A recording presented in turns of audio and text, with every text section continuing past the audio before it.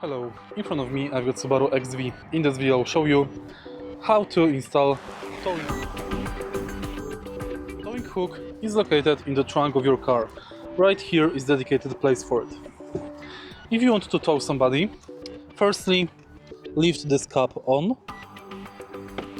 and now you can install the towing hook here.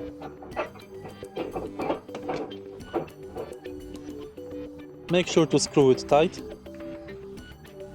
and it's done.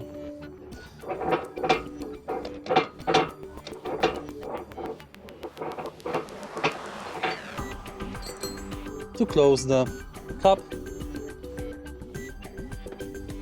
put it in and press.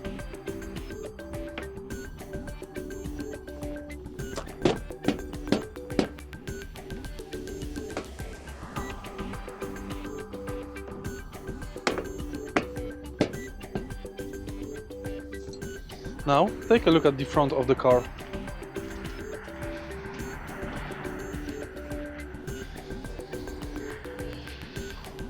The towing hook cap at the front of the car is located here. Again, remove this cap, install the hook, and it's done.